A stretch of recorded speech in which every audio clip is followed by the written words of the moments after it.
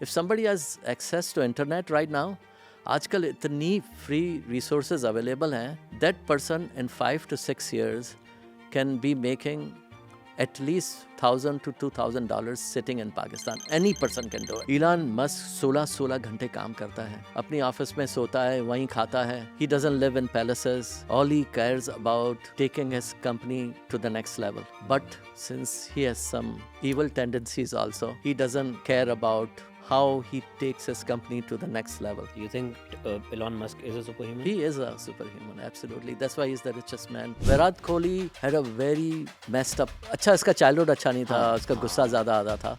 But he changed himself. लोग बोलते हैं कि अपने आप को change नहीं. He changed himself. He's a superhero actually. He's like a superhuman now. EQ is the new IQ. So what's the difference? अगर किसी इंसान का हाई IQ है और लो EQ है, बहुत ही evil आदमी है, उसको आप IQ उसकी बढ़ा देते हैं और उसका आप EQ बढ़ा देते हैं तो और ज़्यादा evil हो जाएगा वो. हाँ, वो हिटलर बन जाएगा.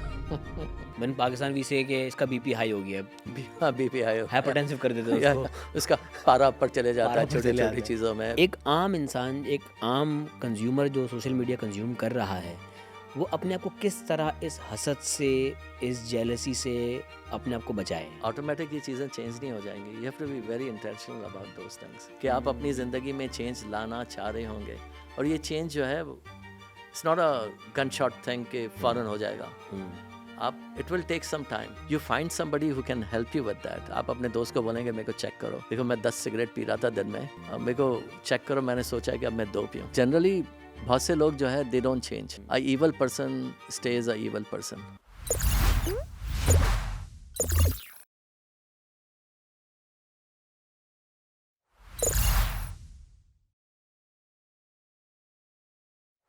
अस्सलाम वालेकुम आसिफ भाई, कैसे हैं? तबीयत ठीक ठाक? वालेकुम अस्सलाम, अल्हम्दुलिल्लाह, एवरीथिंग इज गुड. भाई हमने IQ के बारे में बहुत सुना है दुनिया में और हर बार IQ की ही बात हो रही होती है, या अगर साइकोलॉजी को देखा जाए तो मोस्टली IQ को एड्रेस किया जा रहा होता है. यस. ये EQ, इमोशनल इंटेलिजेंस, ये क्या चीज़ है? क्यों इस चीज़ को इतना लोग नहीं समझ रहे? तो EQ is the new IQ. Okay. EQ is more important than IQ. लेकिन प्रॉब्लम क्या है कि लोग people are focused on IQ, इसलिए कि लोग Okay. समझते हैं कि हाई IQ की वजह से if somebody knows more about technology, about their profession, they'll be more successful. Okay. तो वो सक्सेसफुल तो हो जाते हैं वो लोग, लेकिन उनकी अगर EQ जो है, जो इमोशनल इंटेलिजेंस है, वो अगर इनकी एवरेज है या बिलो एवरेज है तो वो जनरली लाइफ में सक्सेसफुल नहीं होते हैं और अपने ओह, यानी रिश्ते प्रॉपर्ली नहीं निभा पाते, अपनी ज़िंदगी में सुकून नहीं ला पाते, एब्सोल्युटली. प्रोफेशनली तो कामयाब हो जाते हैं. यस. ओके. और लीडरशिप में भी इनको जाने में प्रॉब्लम होती है, इसलिए कि they don't know how to manage people, how to manage emotions. अपने इमोशंस को भी नहीं मैनेज कर सकते, दूसरे लोगों के इमोशंस को भी मैनेज नहीं कर सकते, तो लीडरशिप में भी वो आगे नहीं बढ़. So what's the difference? अगर किसी इंसान का हाई IQ है और लो EQ है, तो वो कहाँ स्टैंड आउट करेगा? जिसका हाई IQ है और हाई EQ है, वो कहाँ करेगा? और किसका हाई EQ है और लो IQ है, ये इन तीनों चीज़ों को, इन तीनों केसेस को किस तरह से एलैबोरेट करेंगे आप? Let's break it down. सही ना. तो हम लोग पहले लेते हैं high IQ and low EQ. Okay. सही ना. हाई IQ होगा तो वो अपने प्रोफेशंस में, अपनी जॉब में सक्सेसफुल होगा, लेकिन वो लीडरशिप में नहीं होगा. फैमिली में इसके इश्यूज़ होंगे, Okay. पर्सनली इसके हेल्थ के इश्यूज़ होंगे, इसलिए कि लो EQ के लोग जो हैं they don't know how to manage their emotions. तो कोई परेशानी आती है तो they either get into depression और get into overthinking and they don't know how to manage. मैंने पाकिस्तान भी से कि इसका BP हाई हो गया है, हाँ, BP हाई हो, हाइपरटेंसिव कर देते हैं या उसको. उसका पारा ऊपर चले जाता पारा है ऊपर छोटी चले छोटी जाता है. चीज़ों में. Okay. बहस करते हैं, आर्ग्यू करते हैं, गुस्सा आता है ऐसे लोगों को. दे गेट इनटू बैकबाइटिंग, हसद, those kind of negative things eventually. ये लो EQ वाले लोग करते लो हैं. लो EQ वाले करते हैं ये चीज़, because they really they are not in the driving seat when it comes to emotions. Their emotions are तो वो मैनेजिंग हमेशा शिकायती मोड में होते हैं. शिकायती मोड में होते हैं या रिएक्टिव पोजीशन में होते हैं. They hear things but they don't listen. तो आवाज़ तो सुनते हैं लेकिन रजिस्टर नहीं करती दिमाग में, और सेल्फ असेसमेंट भी उनकी वीक होती है. वो भी वीक होती है. Now we gonna go to a person with high EQ and low Low IQ. IQ. वो लोग जो है इसके मुकाबले में थोड़े ज़्यादा सक्सेसफुल होते हैं, Okay. बिकॉज इनकी टेक्निकल स्किल्स नहीं होती हैं, but they talk their way up, they know how to manage people, they have a good relationship with their family, घर में कम्युनिकेशन स्किल्स अच्छी होती हैं उनकी। यस यस, घर में लड़ाई झगड़े नहीं होते हैं, इनका फोकस अच्छा होता है, because they are more in the present, ये पास्ट में नहीं भटक रहे होते कि मेरे साथ क्या हो गया है पास्ट में, या फ्यूचर में नहीं जा रहे होते कि अब क्या होने वाला है। तो mostly they are staying in past, so they are focused. Even with a low IQ they learn a lot because they are more in the present, तो इनका फोकस अच्छा होता है, ये चीज़ों को कंप्रीहेंड अच्छा करते हैं, ये लेक्चर्स में जाते हैं या कन्वर्जेशन में होते हैं तो they are better listeners and they comprehend. Quick learners होते हैं या हाई आईक्यू वालों से, या इनकी लर्निंग थोड़ी स्लो होती है? इनकी लर्निंग एवरेज होती है, इसलिए कि हाई IQ वाले तो क्विक लर्नर होते ही हैं बिकॉज इनकी हाई IQ होती है, लेकिन ये लोग जो है दे डोंट स्ट्रगल, इसलिए कि इनकी अगर IQ लो होती है तो स्ट्रगल करना चाहिए, लेकिन इतना स्ट्रगल नहीं करते बिकॉज इनकी EQ हाई होती है, तो their EQ kind of manages that and they are more successful with high EQ, they are more successful then. और जब अगर हाई EQ और हाई IQ दोनों हो तो इन दोनों जो इंटेलिजेंस की जो टाइप्स हैं इनका क्लैश होता है दिमाग में? नहीं, वो क्लैश तो नहीं होता, कॉम्प्लीमेंट करती हैं एक दूसरे को? कम्प्लीमेंट करती हैं। और बहुत कम लोग हैं, एक्चुअली हैं लोग जिनकी हाई EQ और हाई IQ होती है, बहुत रेयर केसेस होंगे, बहुत, ये तो बहुत कम हैं, और जिनकी सुपर हाई EQ हो जाती है, because you can increase your EQ by 800%, तो IQ बढ़ती नहीं है। 800%? 800%, यस। और इसको किस तरह से ये मेजर किया जाता है, किस तरह से गेज किया जाता है? ये इसके असेसमेंट टूल्स हैं। ओके। यस। और 800% मतलब अगर देखा जाए तो it's a big number. It is a huge number, that's why people they need to know कि अब आप सोचेंगे किसी को मैं बोल दूं कि आपकी IQ जो है 800% बढ़ जाएगी, and EQ is more important. तो IQ अगर किसी की 800% बढ़ जाएगी तो वो तो सुपर सक्सेसफुल हो जाएंगे ना अपने टेक्निकल स्किल्स में। If they are like software designer they will be very creative.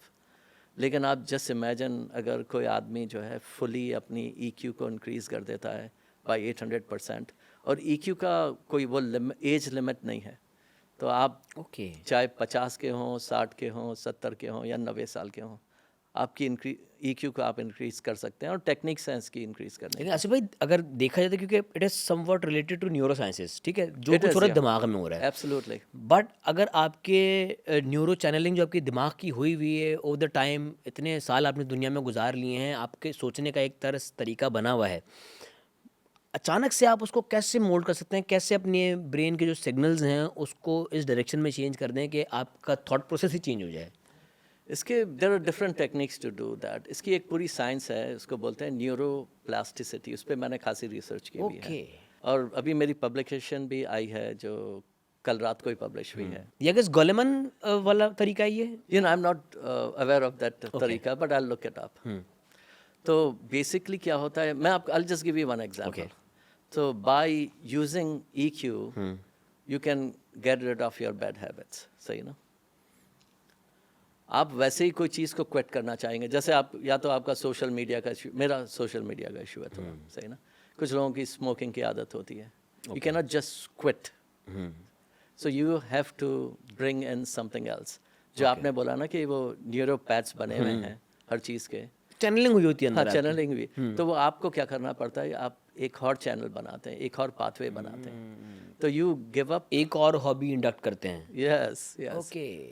तो आप एक बुरी चीज़ को छोड़ने के लिए एक अच्छी चीज़ अपनाते हैं, तो आप स्मोकिंग, आम अल्फाज में कहें तो अपने ही दिमाग को आप खुद बेवकूफ़ बना रहे होते हैं। Yes absolutely. तो आप you play games with your mind literally, and then you change that pathway. It takes about 30 days to change the pathway. Okay. Yes, इसकी मैं थोड़ा बहुत टेक्निक के बारे में भी बात कर सकता हूँ। मैं पहले तो इस चीज़ पर आ रहा हूँ कि 800% वाला जो आपने बताया है वो तो आपने बताया कि इतना इम्प्रूव हो सकता है। यस। ऑन एन एवरेज हम देखते हैं लोगों का IQ स्केल अगर देखा जाए तो 160 150 कहा जाता है कि it's good enough. Yes yes. EQ किस तरह से मेजर किया जाता है? EQ में भी इस तरह का कोई नंबर है या it's all random? No no, it's like some assessment tools which score नहीं होता इसका कोई? स्कोर मुझे उसके बारे में पता नहीं है, मैंने उस पर रिसर्च नहीं की हुई है। तो 800% किस तरह से बढ़ती है? हम उन टेक्निक्स पाएंगे ताकि लोगों को सीखने का मौका मिले और इससे फ़र्क क्या पड़ता है ज़िंदगी पे। तो उसके बारे में मैं थोड़ी बात करता हूँ। जैसे कि आप most of the people they do over thinking, सही ना? ओवर थिंकिंग पे बात करता हूँ। तो आपकी जब ओवर थिंकिंग हो रही हो, आप रात आपको बिस्तर पे सोए हुए हैं, आपको नींद नहीं आ रही है, तो use breathing techniques. What these techniques do to you is ये आपको ग्राउंड कर देती हैं. तो आप इनहेल करें पूरा सांस, इसलिए हम लोग बहुत शैलो ब्रीथ करते हैं जब specially when we are nervous और वी आर ओवर थिंकिंग. तो आप डीप ब्रीथ करें, होल्ड करें इसको 5-6 सेकंड तक और फिर इसके बाद एक्सहेल करें. Do it 3 times and focus on your breathing. So आप उस वक्त जो है अपनी ओवर थिंकिंग के सब्जेक्ट को छोड़कर आप ब्रीदिंग पे फोकस करें. जस्ट माइंड डाइवर्ट हो जाता है आपका. डिवर्ट हो जाता है. तो deep breathing is like meditation. So that's one of the techniques, and then there are other techniques also. अच्छा, वैसे हम इस चीज़ को बिल्कुल एड्रेस करना भी चाहेंगे, और स्पेशली जो हमारी जेंजी है, Yes. बहुत ब्राइट बच्चे हैं ये. Yes, सही है. absolutely. और इनका अगर देखा जाए तो they are normally high IQ. Low IQ वाले बच्चे अब नहीं, क्योंकि उनको एक्सेस टू नॉलेज बहुत इजी है. Yes. तो उनका आईक्यू तो अच्छा हो गया, बट ईक्यू में कहीं ना कहीं वो लैग कर रहे हैं, क्योंकि देखा जाता है ये बच्चे तस्वीरों में तो बहुत खुश हैं, बट रियल लाइफ में बहुत उदास हैं ये लोग. Yes. कहीं ना कहीं एंग्जाइटी, कहीं ना कहीं डिप्रेशन, कहीं ना कहीं जो मेंटल हेल्थ का सब्जेक्ट है इन्होंने सीरियस तो ले लिया है, Yes. But they are not working on themselves. Yes. तो जेंजी को किस तरह से एड्रेस करेंगे इस पूरे चैप्टर में? या तो हमारी एक ये बहुत बड़ी प्रॉब्लम है जब हम चीज़ों को एक्सप्लेन करते हैं ना. वी से ओ डोंट ओवर थिंक, या आप गुस्से नहीं हो, कंट्रोल योर एंगर, या फिर बोलते हैं कि डोंट आर्ग्यू नहीं करो, आर्ग्यूमेंट को रोक दो. But we don't teach how to do it. और हमारे जेंजी का सबसे बड़ा जो प्रॉब्लम है ना वो सोशल मीडिया है, because they waste a lot of time on social media. So that's their addiction. So we have to teach them how to quit और मिनिमाइज सोशल मीडिया. तो आप सोशल मीडिया को जो है तो सोशल मीडिया किस तरह इफेक्ट कर रहा है? क्या वो कंपैरिजन्स में जा रहे हैं, कॉम्प्लेक्स में जा रहे हैं? हाउ? इनका फोकस एक तो ख़राब हो रहा है, बिकॉज वो छोटे छोटे रील्स देख रहे हैं, अटेंशन स्पैन कम हो रहा है. Yes. ओके. और दूसरा इनका टाइम बहुत वेस्ट हो रहा है, बिकॉज सोशल मीडिया में भी थोड़ी बहुत लर्निंग है लेकिन बहुत ज़्यादा लर्निंग नहीं है. ठीक है, unless you are selective. If they are selective and they are learning then that's good and well. But most of time they are just watching videos and songs and जो उनकी ज़िंदगी में कभी काम नहीं आएगी. वो जो काम नहीं आएगी, और अपना भी दिमाग खराब कर रहे हैं. इररिलेवेंट कंटेंट देख रहे हैं. Yes. और वो एंटरटेनमेंट नहीं है, वो आपका टाइम ज़ाया है वाकई. Absolutely. So they need to change that. So they need to replace their bad social media with either good social media or with some other habits. तो जब आप ये क्या इसमें triggers होते हैं कि आप आदमी बोर हो रहा है तो आप you reach out to your phone और फिर आप सोशल मीडिया में जा रहे हैं, तो उसको आप रिप्लेस करें, because you have to have a replacement thing, वरना आपका वो न्यूरोपैथ बनेगा नहीं. तो what you do is instead of picking up the phone you pick up a book and read 5 pages. फिर आप वही चीज़ आप फ़ोन देखते हैं, आपको एंटरटेनमेंट इसके लिए तो फिर डिटर्मिनेशन चाहिए ना प्रॉपर, कि आप इस मकसद से निकले कि हाँ मैंने 5 पेजेस पढ़ने हैं. क्योंकि मैंने ऐसे भी लोग देखे हैं जिन्होंने ये वाला तरीका अपनाया है, उठते 2 लाइनें पढ़ते फिर बुक रख देते, फिर फ़ोन उठा लेते हैं. तो it happens. You have to start somewhere. हाँ, even 1 page is good, even half page is good, but start somewhere. और फिर क्या होगा कि once you start, you have to be very intentional about and strategic about what you want to do. तो आपको पहले जो है you have to, अगर आप अपनी ज़िंदगी में चेंज लाना चाहते हैं तो you have to create the change yourself. Because अच्छा, what change exactly is? High IQ या अच्छे आईक्यू वाला, चलो अगर नॉर्मल भी देख लें, हाई आईक्यू ना सही, एक एवरेज आईक्यू है, वो अपना EQ हाई करके क्या चेंज ला सकता है अपनी ज़िंदगी में? What is the difference? या तो आई just give you my example. Okay. या तो मैं खासा स्ट्रगल किया है, इसलिए कि मेरा अटेंशन स्पैन बिल्कुल लूज था. ओके. ADD बोल रहे हैं इसको, जो मैंने अपने आप को कभी डायग्नोस नहीं कराया. तो मुझे ना मैथ के कंसेप्ट समझ में आते थे, ना मुझे ग्रामर के कंसेप्ट समझ में आते थे. आई स्ट्रगल्ड अ लॉट और ओवर थिंकिंग भी करता था कभी कभार, छोटी मोटी, हालांकि आई वॉज वेरी कंट्रोल्ड बहस करने में, बट कभी कभार हो जाती थी. तो you know I practice myself, you know at the age of 65 I have done pretty good making changes in my life. तो लर्निंग नेवर स्टॉप्स. पर्सनली मैंने अपने आप पर जो मैंने लर्निंग स्टार्ट करी है 60s के एज में स्टार्ट करी है. और कुछ चीज़ें जो हैं मैं अब 65 का हूँ, मैं अभी सीख रहा हूँ. I totally change my profession 5 years ago. मैं EQ की वजह से? EQ की वजह से. किस तरह? EQ shows you possibilities. Okay. और आप जो करते हैं, आप प्रेजेंट में ज़्यादा रहते हैं तो आपकी लर्निंग बढ़ जाती है. तो बिफोर आई एम्ब्रेस्ड EQ, मैं जो हूँ पास्ट में रह रहा था या फ्यूचर में रह रहा था, मेरे साथ जो पास्ट में चीज़ें हो रही थी, even when I was praying I was thinking about कि क्या होने वाला है, क्या करना है, या फिर मैं पास्ट की चीज़ें सोच रहा था। तो प्रेजेंट में मेरा बहुत कम प्रेजेंट, और ये बहुत लोगों के साथ होता है, मेजॉरिटी लोगों के साथ होता है कि they spend I would say 30 to 35% in the present time. 60 to 65% they are living in the past and the future.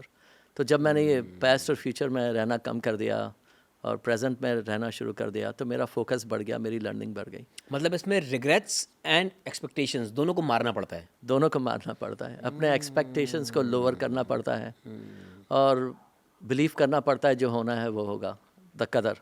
It's more like हमारे अगर रिलीजियस पर्सपेक्टिव से देखा जाए तो सब्र, शुक्र, तवक्कल, दुआ। Yes, absolutely. जो है उस पर शुक्र करो, जो Yes. नहीं मिल रहा उस पर सब्र कर लो, और तवक्कल ये है कि यार मिल जाएगा मिल जाएगा। और उसके लिए मैं दुआ करूंगा। यस। तो ये जो आपने चीज़ें बोली ना, 4 चीज़ें, उस वो हम लोग सुनते तो हैं लेकिन उस पर अमल नहीं करते। इस वजह से हम नाशुक्रापन करते हैं, इस वजह से हम Ungrateful रिग्रेट attitude की करते हैं, वजह से डिप्रेशन में भी जाते हैं फिर। डिप्रेशन में Yes, जाते हैं। yes. और डिप्रेशन का क्या होता है कि हमारे साथ पास में कुछ चीज़ें होती हैं। Some people they have strong nerves, they can manage those things. But some people, or majority of the people, they don't have strong nerves. तो वो जो है लूप में चले जाते हैं, वो सोचते रहते हैं उन चीज़ों को, and they keep on overthinking those things.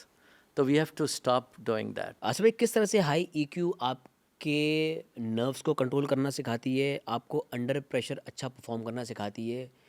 ये क्योंकि मल्टीपल प्रोफेशंस पे फिर ये चीज़ जाएगी। Absolutely, क्योंकि कोई अगर डॉक्टर है, वो सर्जरी करने गया है, तो वो अंडर प्रेशर है उस वक्त। absolutely. हाई ईक्यू उसको वहाँ किस तरह हेल्प आउट करेगी? क्योंकि हाई आईक्यू से शायद वो सर्जरी तो ऑपरेट कर देगा, Yes, डिग्री मिल जाएगी। हाई ईक्यू किस तरह से मैनेज करता है वो? या हाई IQ उसको अपने डिग्री तो दिला देगी, लेकिन हाई EQ जो है ना, उसको कॉन्फिडेंट बनाएगी कि जब पेशेंट को खोलता है वो, इफ़ इज़ अ न्यूरोसर्जन, तो जब दिमाग खोलता है पेशेंट का, तो वो नर्वस नहीं होगा। उसके इमोशंस खुद कहाँ खड़े हुए हैं? हाँ, ही और she will be able to operate on that person effectively. अगर उसकी EQ लो होगी तो वो नर्वस हो जाएगा, इसलिए कि उसके इमोशंस उसको मैनेज कर लेंगे। लेकिन उसकी हाई EQ होगी तो वो अपने इमोशंस को मैनेज कर सकेगा। तो जनरली इस तरह के जो लोग होते हैं, जो सर्जन्स वगैरह होते हैं, they generally have very high EQ, इसीलिए वो सर्जन्स बनते हैं। तो इसके लिए वो काउंसलिंग भी करवाते हैं, अपनी प्रैक्टिस भी करते हैं इस चीज़ को, या नेचुरली होता है मोस्टली? नेचुरली होती है, इसीलिए वो इस प्रोफेशन में जाते हैं। लेकिन अगर नेचुरली नहीं है, उनकी हाई है और इनको ये प्रोफेशन में जाना है, तो ये अपने IQ को है बढ़ा सकते हैं। Once they know how to increase their IQ, they can increase their EQ। But अच्छा भाई, इन सर्टन केसेस हमने सुना है कि कुछ डॉक्टर्स ऐसे होते हैं, सारे नहीं, Yes. कभी कभार सुनने में ऐसा आता है, कुछ डॉक्टर्स ऐसे होते हैं कि जो बहुत रूड होते हैं, बहुत बहुत कहीं ना कहीं क्रूल, अगर वर्ड यूज़ किया जाए, थोड़ा जालिम, खैर ज़्यादा खतरनाक वर्ड होता है, बट कहीं ना कहीं उनमें ना वो फैक्टर होता है कि वो अपने पेशेंट्स को, यार आपको मुझसे इलाज करवाया वरना मैं नहीं कर रहा, ये वाला एटीट्यूड उनका होता है। तो फिर वो तो मुझे नहीं लगता कि फिर वो हाई EQ वाले लोग होंगे। Absolutely, you are right. तो EQ में भी सर्टन फैक्टर्स होते हैं। इन लोगों में एम्पैथी कम होती है, सही ना, जो इस तरह की हरकत करते हैं, तो उस चीज़ में इनकी EQ कम होती है। लेकिन फिर then they have very good control when they are doing the surgery, so they're innate, they're rude. तो EQ का अम्ब्रेला भी बहुत बड़ा है। बहुत बड़ा है वो umbrella। क्या क्या स्पेक्ट्रम किस तरह से होता है इसमें? क्या क्या EQ के अगर हम उसकी अगर ऑफशूट्स निकालें तो वो क्या होती हैं? सबसे जो मेन चीज़ है ना EQ की, वो इमोशंस हैं, सही ना। ओके। सो अगर आप अपने इमोशंस को मैनेज करना सीख लें, and if you are in the driving seat rather than your emotions they manage you, तो आप जो है ना, you basically have things under control. और फिर बहुत सारी चीज़ें आती हैं, लोग जो है रिएक्टिव होते हैं, तो you have to practice pausing, specially in a discussion, in a heated discussion. अगर आप 6 सेकंड तक पॉज करते हैं, तो और आप ये प्रैक्टिस करें, बिकॉज ये even in regular conversation, listen, not just here, जो मैंने पहले भी बोला था कि लिसन करें, कम्प्रीहेंड करें, and then when your turn comes to respond, take a pause and then respond. तो जब आप पॉज करते हैं, स्पेशली आप हीटेड आर्ग्यूमेंट में, तो आपका फ्रंटल वोर्टेक्स जो है ना, वो एक्शन में आ जाता है। अदरवाइज अगर आप पॉज नहीं करते हैं, तो आप अपने दिमाग के पीछे के हिस्से से करते हैं जो कि सबकॉन्शियस माइंड से जवाब दे रहे होते हैं। हाँ, जो कि इस लाइक एनिमल लाइक जो जानवर करते हैं। तो अगर आप इंसान की तरह आप लोगों को कम्युनिकेट करना है तो यू हैव टू पास। और दूसरी चीज़ है कि communication is 90% listening and only 10% speaking. तो मैं कोई स्पीच में जा रहा होता हूँ तो मैं अपने दिमाग में ये बोलता मैं लिसनिंग पे जा रहा हूँ, because listening is the main part of communication. तो हम लोग जो है we are not good listeners and we are very reactive. हर चीज़ में हम लोग रिएक्टिव हैं। बहस हो रही होती है उसमें तो हम लोग we just waiting for that person to अगर वहाँ पर ना पॉइंट स्कोरिंग वाला फैक्टर चल रहा था हमारा Yes. कि उसने ये जुमला मारा है, मैं ये जुमला मार दूँ। मारूंगा बल्कि वो बात कहीं नहीं जा रही, शायद बात बढ़ रही है, बात सॉल्व नहीं हो रही। हाँ। और आर्ग्यूमेंट में क्या है कि you can not fight fire with fire. अगर आप किसी से argue even if you are right back off, इसे you will never win argument. लेकिन आप किसी को आर्ग्यूमेंट करके कन्विंस नहीं करेंगे। जब वो ठंडा हो जाएगा सामने वाले या ठंडी हो जाएगी तो फिर आप इसको कन्विंस कर सकते हैं। तो let that other person cool out and then in a very civil manner just present your viewpoint, because nobody wins an argument. Feelings get hurt, and you become mad. So true. Yeah, बोलते हैं ना I'm mad. Mad का मतलब क्या हुआ कि you have lost total control of what you are saying. You can say things which can be hurtful. Some people who are really weak in EQ, they can even hurt somebody. Somebody गुस्से में आकर, rage में आकर, people have killed other people.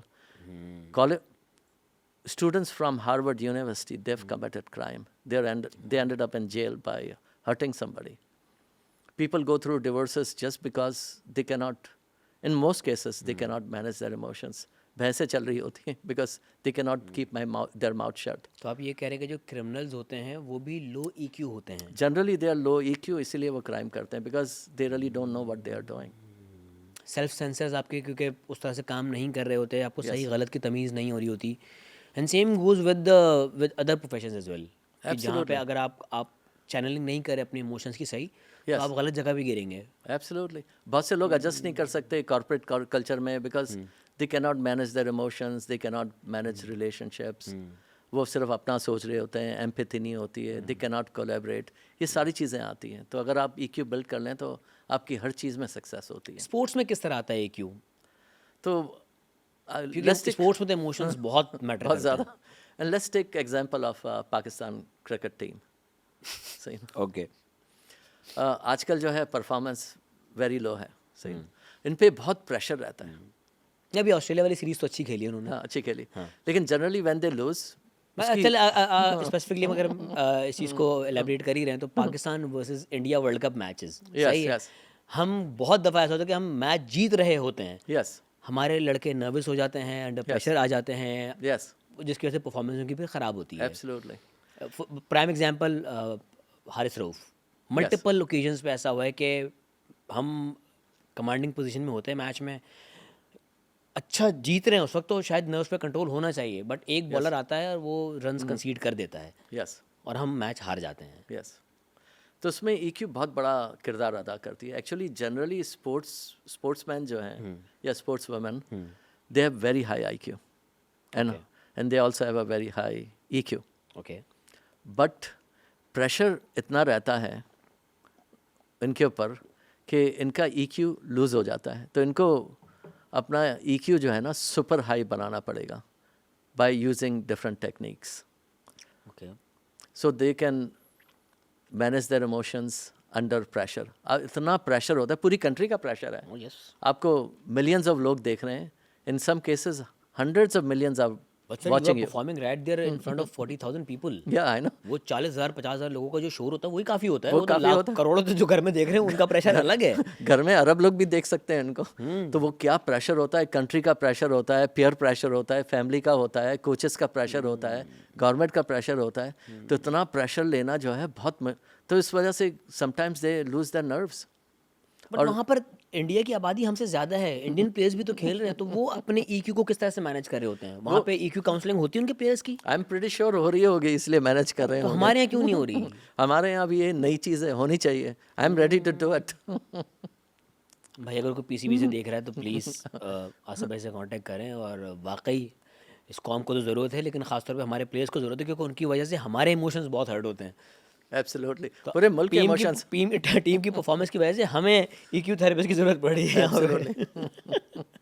अच्छा, बात आती है क्योंकि मल्टीपल प्रोफेशंस की, एक सोल्जर की लाइफ में ईक्यू कितना मैटर करता है? क्योंकि जब हमने रिसेंटली पाकिस्तान इंडिया वॉर देखी, Yes. जो ऑपरेशन बनियानुल मरसूस था, यस, आई गेस वहाँ पे हमें लगा कि हमारे फौजी जो थे वो सुपरसीड कर गए हमको, इमोशनली कहें या इंटेलिजेंट वे में कहें, जो भी आप अगर प्रैक्टिकली जो उनकी जो अप्रोच थी हमारे सोल्जर्स की, उनसे बहुत बेहतर थी। यस, तो इसमें भी ईक्यू का गेम है। Absolutely, that was a total EQ game. Okay. इसलिए कि हमारे पास वेपन्स इतने ज़्यादा नहीं हैं इंडिया के मुकाबले में, but you know we have some superior weapons. तो अगर the EQ one in your head. नहीं, हमारे प्लेन्स वगैरह तो बहुत सुपीरियर हैं, सही ना? तो जो चाइना से हमको मिले हुए हैं। हाँ। तो अगर इन अ रेगुलर सिचुएशन अगर EQ एवरेज रहती ना, तो we would have lost it. के इतनी बड़ी कंट्री है सामने, नेबरिंग कंट्री, इनके पास इतने सारे फौजी हैं, इतना वेपन्स है, यू नो हम लोग हाँ, उनके- नंबर्स में तो हम कम हाँ, हैं उनसे। हाँ, but you know I saw through out that experience, जो हम लोग न्यूज़ में देख रहे थे कि they kept there confidence high from day one. और फिर जो गवर्नमेंट के जो एयरफोर्स के जो इंचार्ज थे, क्या बोलते हैं, IDSPR या जो भी ISPR। ISPR, उनका जो level of confidence, how they managed everything and how they manage the narrative and politics, it was just phenomenal. और हमारे जो फौजी हैं, हमारे जो एयरफोर्स के लोग हैं, इनका performance was extra ordinary. It was like sir, इस चीज़ को और एलिब्रेट किया है तो अगर ये देखें, हमारे यहाँ से 30 से 35 जहाज़ हवा में हैं, यस, वहाँ कोई 70-80 जहाज़ हवा में हैं। हाँ, इक्वेशन वन साइडेड है, एब्सोल्युटली, बट इट वाज, हमने उनको ब्लाइंड स्पॉट से उनको सरप्राइजेस दिए हैं। यस, उन्हें समझ नहीं आई कहाँ से क्या हो रहा है। यस, रडार सिस्टम उनका फेल किया। ना सिर्फ हमने कॉम्बैट में बल्कि टेक्नोलॉजी में भी उन्हें यस, कहीं ना सरप्राइज़ दिया है। एब्सोल्युटली, और वो वाकई अगर हाई आईक्यू तो चलो इसमें ज़रूरी है, बट उस वक्त इमोशंस को कंट्रोल करना बहुत मैटर करता है। यस, एक गलत मूव आपका पूरा चैप्टर क्लोज कर देती है।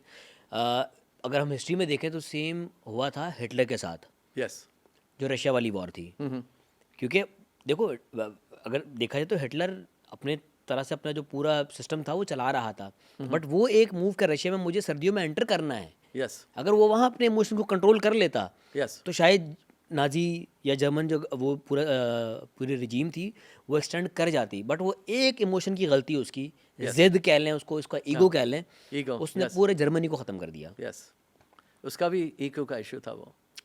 Adolf Hitler, Yes, low absolutely. EQ, Low but he EQ in was certain a senses. Big leader at that time. Yeah, he was a big leader, but he was a dictator. जो उसमें क्या था कि हाँ, there is a difference between leader and dictator. yeah, उसकी EQ जो है ना, एक तो empathy के बारे में it was very low because he committed a genocide. Genocide, yes. Similarly, Modi, he has a very high EQ in certain things, but he has a very low EQ when it comes to empathy. और वहाँ भी committed genocide. तो high when EQ it- किस चीज़ में है उसका? You know बातचीत करने में, दूसरी चीज़ों में, Communication लीडरशिप अच्छी में, है उनकी। कम्युनिकेशन में, उन चीज़ों में है बट डिप्लोमेटिकली अगर देखा जाए तो वो तो अभी कम्प्लीटली एक कहते हैं ना, Yes. On the verge of failure हैं। वो बिकॉज क्योंकि अकेले खड़े में कोई दुनिया में कोई दोस्त नहीं है उनका इस वक्त। इसलिए अकेले खड़े हुए हैं कि he did the same thing which Hitler did. the he ego. Committed ego और लो empathy, and he in the past has committed genocide, and then now he's in Gujarat, yes.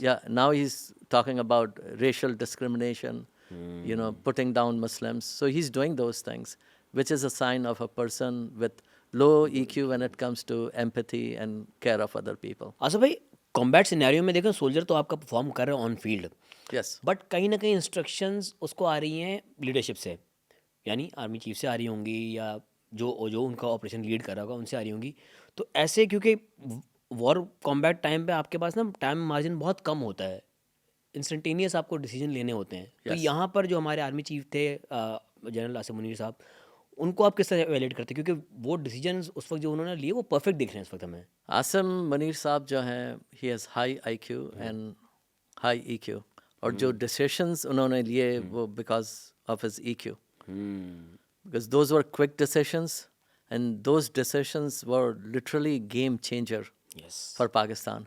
कि आपने इतने बड़े नेशन को, जो कि दुनिया का सुपर पावर समझा जा रहा है, टेक्नोलॉजिकली बहुत Self-claimed. एडवांस्ड है, आपने इतने बड़े नेशन को डिफीट किया मैदान में, this is unheard of. Yes. और जिस तरह से आसिम मुनीर साहब ने ये चीज़ों को हैंडल किया, I don't think anybody else could have done it. उसमें इस पूरी इक्वेशन में एक चीज़ जो मैंने वैल्यूएट की थी वो था कि वही इमोशंस के आगे कंसीड नहीं करना आपने।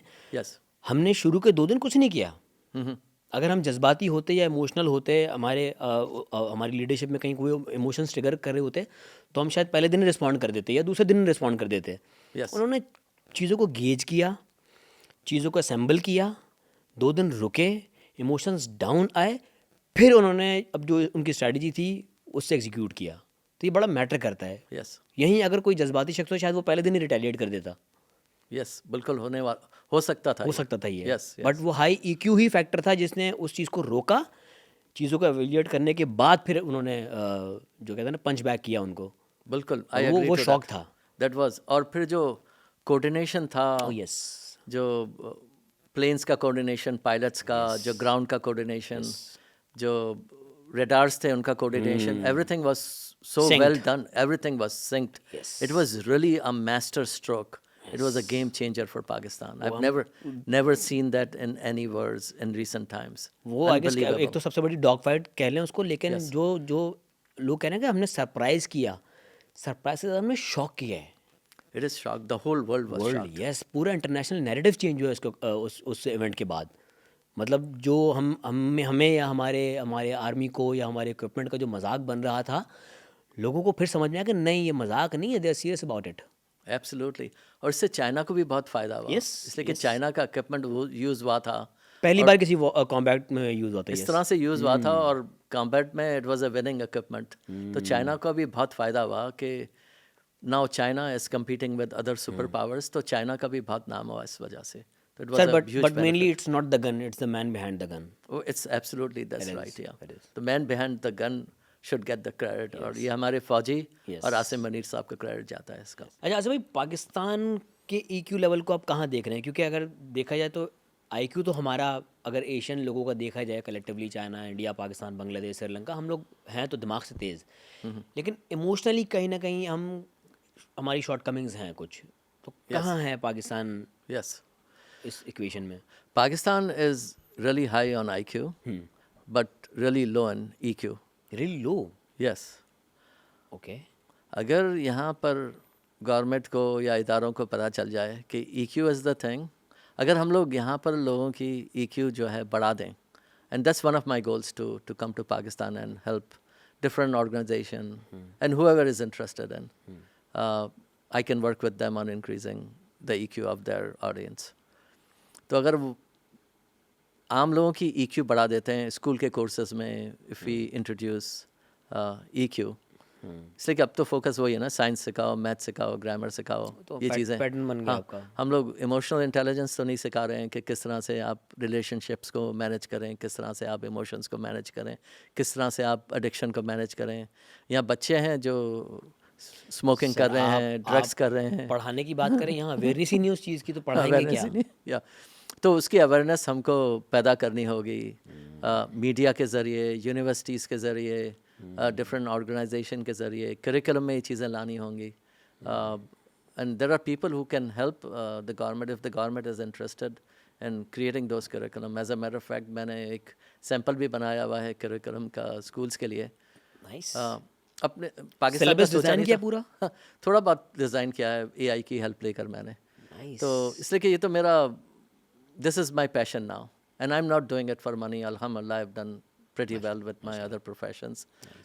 EQ में जब मैं आया हूँ तो because मेरे खुद के issues थे और मेरे इर्द गिर्द जो लोग थे, मेरे दोस्तों के issues थे। I used to see, मैं अभी भी देखता हूँ लोग बहस करते हैं, लड़ते हैं। Even when I was staying at the PC few days ago, वहाँ मैंने parking lot में I saw people get into argument and then it got a little physical.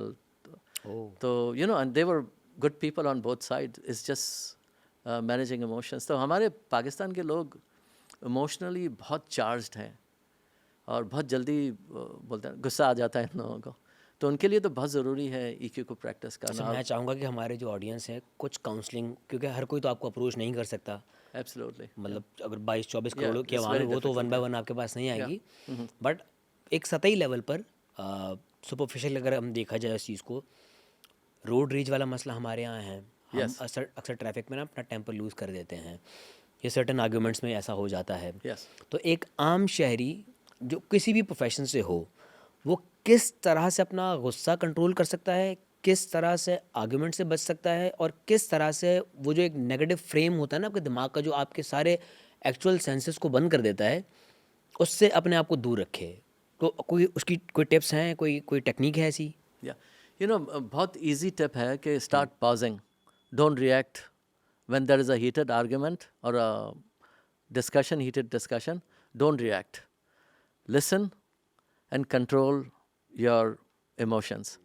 तो ये इंटेंशनल चीज़ है और हर आदमी अब ड्राइविंग सीट पे है, उसकी चॉइस है उसको अगर ये करना है, लेकिन अगर हम ये प्रैक्टिस करेंगे तो ये हमारे साथ हो जाएगा। इसके अलावा अगर आप पढ़े लिखे हैं तो शाम के वक्त एक दो चीज़ें लिख लें कि what you are grateful for, आपके पास कितनी अच्छी चीज़ें हैं। हम लोग जनरली जो है ना नेगेटिविटी में डेवलप करते हैं और पेसिमिस्टिक हो गए कहीं ना हम कहीं। हो गए, सोचते रहते हैं कि मेरा ये प्रॉब्लम है, मेरे पास जॉब अच्छी नहीं है, मुझे हेल्थ का ये इशू है। इश्यूज़ तो हर एक के आते हैं, अगर आपके पास इश्यूज़ नहीं है तो आप इंसान नहीं हैं। और चैलेंजेस भी हर एक के पास आते हैं, अगर आपको चैलेंजेस नहीं आएंगे, आप अपने चैलेंजेस को रिजॉल्व नहीं करेंगे तो आप सीखेंगे नहीं। तो अचीवमेंट क्या है आपकी फिर? हाँ, फिर अचीवमेंट क्या है? तो मेरा तो जॉब में हमेशा, स्पेशली अभी, अब मुझे कोई चैलेंज आ जाता है, पहले तो मैं परेशान हो जाता था, अब तो मैं एंजॉय करता हूँ चैलेंज को, इसलिए कि जब मैं अब चैलेंज जो आया है, जब मैं इसको रिजॉल्व करूँगा, चाहे वो पर्सनल चैलेंज भी हो, तो then I learn how to be a better person और अ बेटर प्रोफेशनल। तो चीज़ों से परेशान ना हो, खुश रहें, अल्लाह का शुक्र अदा करें। हर चीज़ जो है वो आपके कंट्रोल में तो कुछ भी नहीं है। बट कुछ चीज़ें आसिफ भाई इंस्टिंक्टिव होती हैं, वो आपके अंदर होती हैं। या अब जैसे आप सिग्नल पे खड़े हुए हैं, 10 Yes. मिनट से आपका सिग्नल रेड था, आप Yeah. तमीज़ से खड़े हुए हैं, आप Yes. रूल को फॉलो कर रहे हैं। Yes. अब जैसे ही लाइट ग्रीन हुई है, आप 10 मिनट वेट कर रहे थे, आपने लाइट ब्रेक नहीं की है, लेकिन जैसे ही आप ग्रीन लाइट क्रॉस करने लगे हैं, यहाँ से 3-4 लोग रेड लाइट क्रॉस करके आपका रास्ता बंद कर देते, Yeah. तो वहाँ तो गुस्सा आता है। अब यहाँ पे क्या, यहाँ पे पॉज करके बंदा खड़ा हो जाए। ये क्योंकि मोस्टली मसला यही होता है कि नॉर्मली लोग सिग्नल तोड़ के आ जाते हैं आपके सामने। ठीक है, आप अपने आप को काम डाउन करने की कोशिश करते हैं, यस बट वो एक के बाद एक आ रहा होता है। या तो आप क्या करें, रिफ्लेक्ट करें। हम लोग रिफ्लेक्ट नहीं करते। रिफ्लेक्ट का क्या मतलब है कि शाम को जाकर आप सोचें अपने दिन के बारे में कि मैं ट्रैफिक लाइट में था, मैं जा रहा था, मेरे सामने आ गया था, मेरे को गुस्सा आ गया, तो आप लिखें कि I got angry, I was angry. वो एंगर से मुझे क्या फ़ायदा हुआ, क्या नुकसान हुआ, इसलिए कि मैं एंग्री हुआ तो उससे क्या हुआ कि मैं I said few things even in my mind और lightly which I should have said, और मेरा मूड ख़राब हो गया, घर जाकर मैंने अपने बच्चे से बहस कर ली। तो एंगर, ये सारी चीज़ें टाइड अप हैं। एंगर, हसद, डिप्रेशन, रिग्रेट करना चीज़ों को, एंग्जाइटी होना, ये सब नेगेटिव चीज़ें हैं। इन सब को आप इमोशनल इंटेलिजेंस यूज़ करके कंट्रोल कर सकते हैं। और ये आई am not just saying it, I am an example because I have controlled all of those things अल्हम्दुलिल्लाह। यस अच्छा, एक और एलिफेंट इन द रूम अगर कहें उसको तो गलत नहीं होगा, जेलसी बहुत बहुत ज़्यादा प्रिवेल कर गई है सोसाइटी में, yes just because of social media, mostly because of social media, क्योंकि हम व्लॉगर्स को देख रहे हैं, उन नई गाड़ी ले रहे हैं, वो बड़ा घर ले रहे हैं, वो तो एक आम middle class, lower middle class भी वो व्लॉग देख रहा है, तो कहीं ना कहीं उसको कॉम्प्लेक्स हो रहा है कि यार इसके पास ये सब कुछ आ रहा है, मेरे पास नहीं है ये, यस इसे ये गाड़ी मिल गई, मेरे पास नहीं है, चाहे किसी तरह भी मिली हो, उसने अर्न की हो, गिफ्ट मिला हो, वट एवर इट इज़, जो उसका सोर्स ऑफ इनकम है वो बेहतर जाने, बट कहीं ना कहीं हम कंपैरिजन्स में आके वो जेलसी फैक्टर कहीं ना कहीं हमारे इस इक्वेशन में फिट हो जाता है। तो एक आम इंसान, एक आम कंज्यूमर जो सोशल मीडिया कंज्यूम कर रहा है, वो अपने आप को किस तरह इस हसद से, इस जेलसी से अपने आप को बचाए? हर चीज़ हमारे कंट्रोल में है और we should not seek validation. आजकल वैलिडेशन का बहुत प्रॉब्लम है ना, आदमी अच्छी गाड़ी लेकर दुनिया को दिखाकर अपना वैलिडेशन ले रहा होता है। अपने पास जो है उसमें खुश रहो, look at the person who is below you. इसलिए कि हर एक से नीचे कोई होता है, हर एक से ऊपर कोई होता है। जो आदमी मिलीनियर है वो मल्टी मिलीनियर को देख रहा है कि अरे उसके पास तो ये है, मेरे पास तो कुछ भी नहीं है। और जो मल्टी मिलीनियर है वो बिलीनियर को देख रहा है। जो टोयोटा चला रहा है वो मर्सिडीज़ को देख रहा है। जो मर्सिडीज़ चला रहा है वो रोल्स रॉयस को देखकर नाशुक्रापन कर रहा है। तो be thankful for anything you have right now. और इसके लिए जो है आप दिन में 1-2 दफ़ा लिखें कि आपके पास अच्छी चीज़ें कौन सी हैं। आपके पास ज़िंदगी है, आपके पास फैमिली है। और इसके अलावा जो है आपको अगर कुछ हासिल करना है तो आपको मेहनत करनी होगी। If you stay positive, if you create emotional intelligence, you can become very successful. आपको जो हासिल करना है वो आप कर लेंगे। बट लेकिन सर अगर आपका पूरा दिन ही मोबाइल स्क्रीन के सामने गुजर रहा है तो फिर आपको ये सब कुछ सोचने का टाइम नहीं मिलेगा ना। एब्सोल्युटली। फिर आप सिर्फ ये देखेंगे फलां भाई ने ये गाड़ी ले ली, फलां भाई ने ये घर ले लिया, फलां भाई की शादी में 13 इवेंट्स हो गए, फलां भाई ने मेहंदी में इतने पैसे उड़ा दिए। यस आप उसी कॉम्प्लेक्स में, उसी डिप्रेशन में रहेंगे। आप ये नहीं सोच रहे कि मैं ये क्यों सोच रहा हूँ। यस। अगर आप ये सब कर रहे हैं और जो ये सब बहुत सारे लोग कर रहे हैं तो उनकी ज़िंदगी ऐसे ही गुजर जाएगी और बुढ़े हो जाएंगे and they will be doing the same thing. तो बट वो जेलसी तो दीमक है ना, वो तो सर आपको अंदर से खा जाएगी। आपको इसीलिए आपको अपने आप को चेंज करना होगा और you have to give up those things. और ये चीज़ जो है ये आपको मेहनत करनी होगी इस पर। आपको ऑटोमेटिक ये चीज़ें चेंज नहीं हो जाएंगी। You have to be very intentional about those things कि आप अपनी ज़िंदगी में चेंज लाना चाह रहे होंगे। और ये चेंज जो है it's not a gun shot thing कि फ़ौरन हो जाएगा। आप it will take some time. तो आप अपने आप को एवेल्युएट करें। You find somebody who can help you with that. आप अपने दोस्त को बोलेंगे मेरे को चेक करो, देखो मैं 10 सिगरेट पी रहा था दिन में, अब मेरे को चेक करो, मैंने सोचा है कि अब मैं 2 पीऊँ। तो मैं 2 से ज़्यादा पीऊँ तो मुझे बताओ कि मैं आई am not following that. And you know in 30 days you can make changes in your life. So consistency is very important. अब ये नहीं कि एक दिन जो है वो ओवर ईट कर रहे हैं और खाना कम खाएं 2 दिन, फिर you know you change your life style and do it for 30 days। इसके बाद आपका हैबिट बन जाता है। असल में इसमें तो फिर ये वाली बात है कि अगर आप खुद रिस्पॉन्सिबिलिटी लें इस चीज़ की कि मुझे बदलना है तो ही आप बदल सकते हैं, वरना कोई पावर दुनिया की आपको बदल नहीं सकती। यस कोई आपको नहीं बदलेगा। और ये अगर देखा जाए कि किस मीटर में आप फॉल कर रहे हैं Yes. और उस चीज़ को रियलाइज़ करना फिर कि यार मुझे इस चीज़ की ज़रूरत है। सेल्फ असेसमेंट अपनी करना बहुत मुश्किल होता है क्योंकि आपको अपना सब सही लग रहा होता है, आपको दुनिया गलत लग रही होती है। एब्सोल्युटली। इन जनरल यही कॉन्सेप्ट होता है आपका कि यार मैं ठीक हूँ, यार मैंने ये ठीक किया, दुनिया ने मेरे साथ गलत किया है। अब दूसरों को ब्लेम तो करते फिर हैं। सेल्फ असेसमेंट कैसे होती है? या और इसमें मैं आई am just gonna go a little bit deeper Sure. कि लोगों के साथ दुनिया गलत करती भी है, but it doesn't mean that you develop on that. अब मेरे साथ कोई गलत चीज़ें भी तो इट डजंट मीन कि मैं बैठकर डिप्रेशन में चले जाऊँ। As a matter of fact I am really happy कि मेरे साथ गलत चीज़ें हुई, मैंने किसी के साथ गलत नहीं किया। इससे ऊपर जाकर तो फैसला होने वाला है ना। तो what if I had done something wrong to them. तो having something wrong done to you is also a blessing. लेकिन आप इन चीज़ों से सीखें, आप अपने गलतियों से सीखें। Don't regret but learn from that. आप एंग्जाइटी नहीं करें, आप फ्यूचर की परवाह नहीं करें। जो होना है वो होगा, जो नहीं होना है वो नहीं होगा। तो why worry about it, So true. You work towards that. लेकिन आप अपनी ज़िंदगी से खुश रहें, मेहनत करें। एक आदमी जो आज सड़क पे है उसको छोटी मोटी अपॉर्चुनिटी मिल जाती है सीखने की। If somebody has access to internet right now, आजकल इतनी फ्री रिसोर्सेज अवेलेबल हैं, that person in 5 to 6 years can be making at least $1,000 to $2,000 sitting in Pakistan. Any person can do it if they just make an effort to do it. अगर किसी के पास computer नहीं है, उनकी कोई help कर देता है, कुछ इनको सिखा देता है, तो उनके पास भी opportunity. Every person has opportunities over here. लेकिन हम लोग क्या है, हम दूसरों को ब्लेम करते हैं। वी डोंट अपने गिरेबान में नहीं झांकते हैं। हाँ, and then we don't do the hard work. हमको ये होता है हमारे हाथ में डालकर कोई रख देगा। शॉर्टकट्स ढूंढ होते हैं। शॉर्टकट्स ढूंढ रहे होते हैं या गलत चीज़ करते हैं। तो there is a way to do it right and then there is a way to huge success in the future. हर कोई कर सकता है, लेकिन आपको इसके लिए पहला कदम उठाना होगा। लेकिन आसिफ भाई इसमें एक बहुत बड़ा जो फैक्टर है ना वो है सही और गलत की तमीज़ भी होना। एथिक्स। आपके सेंसर्स कहाँ खड़े हुए हैं ज़िंदगी में? सेल्फ सेंसर आपका क्या कह रहा है कि ये चीज़ गलत है या ये चीज़ सही है? ये कैसे आप अपने आप को सिखाएंगे सर? ये तो एक चीज़ है, आप माशरे से सीखते हैं। लेकिन मॉरल्स एथिक्स ये तो फिर ये तो हर पर्सन टू पर्सन वेरी करता है। वेरी करता है, ये भी सीखना पड़ेगा। आपको पता है जनरली जो एवरेज IQ EQ का पर्सन है, बिलो एवरेज, उसको भी पता है क्या चीज़ सही है, क्या चीज़ गलत है। हर एक को पता है कि मैं बहुत ज़्यादा सिगरेट पीऊँगा तो मेरे लंग्स चले जाएंगे, या मैं ज़्यादा लोगों से लड़ूंगा तो लोग मुझे पसंद नहीं करेंगे। तो people they know those things, but आपको अपने आप को चेंज करना होगा। आप जो है ये सोच करके मुझे आता नहीं है, मैं चलिए अपने सेल्फ हार्म तो फिर भी आपके अपने हाथ से हो रहा है ना, बट आप Yes. किसी और को तकलीफ पहुंचा रहे हैं। जैसे जो इस वक्त जो ऑनलाइन स्कैमर्स हैं, सही है, जो टेलीफोन करके आपके बैंक अकाउंट्स खाली कर देते हैं, या Yes, जब कोई yes. फेक मैसेज करके आपका सारा आपकी ज़िंदगी भर की जमा पूंजी, आपकी सेविंग्स हड़प कर Yes. जाते हैं। Yes. इनके मॉरल्स, इनके एथिक्स कौन जगाएगा? इनको क्या ऐसा इनको सोचना चाहिए कि इनको खुद एहसास हो कि हाँ यार ये गलत कर रहे हैं? इनके इनके साथ चीज़ें होंगी जो उनको जगा सकती हैं। जनरली बहुत से लोग जो है दे डोंट चेंज।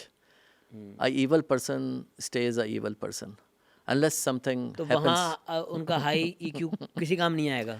उनका EQ अगर बहुत ही ईवल आदमी है, उसको आप IQ उसकी बढ़ा देते हैं और उसका आप EQ बढ़ा देते हैं, तो और ज़्यादा ईवल हो जाएगा वो। हाँ, वो हिटलर बन जाएगा। मोर लाइक अ मॉन्स्टर। हाँ, that person will become, because they'll know how to manage people, they'll know how to create wealth, they मनूरिंग know। आ जाएगी ना उनको। हाँ, अगर बहुत ज़्यादा हाई IQ है ईवल आदमी का और बहुत हाई EQ और IQ दोनों हैं, तो they can become like a evil genius and they'll become very powerful। मुझे क्यों सुन के इस इक्वेशन में कहीं इलॉन मस्क दिख रहा है? इलान मस्क 16 घंटे काम करता है, अपनी ऑफिस में सोता है, वहीं खाता है। He doesn't live in palaces. All he cares about taking his company to the next level. But since he has some evil tendencies also, he doesn't care about how he takes his company to the next level. He does it at all cost. I guess high EQ वाले फिर over competitive हो जाते हैं, थोड़ा सा उनमें competition वाला factor भी आता है कि मैंने सबको हराना है, मोर लाइक दैट। अगर उनकी इनेट नेचर में ऐसा है, जनरली हाई EQ के लोग जो है ना वो बहुत काम पीसफुल होते हैं and they try to help other people. Okay. लेकिन अगर उनकी पर्सनालिटी में वो थोड़ा बहुत है, अग्रेसिवनेस, थोड़ा बहुत ईवल है, तो सिंस इनको इतनी इंटेलिजेंस मिल जाती है इमोशंस की वजह से, इसलिए IQ भी होती है और इनको इमोशनल इंटेलिजेंस भी इनकी हाई होती है, तो दे बिकम सुपर ह्यूमन।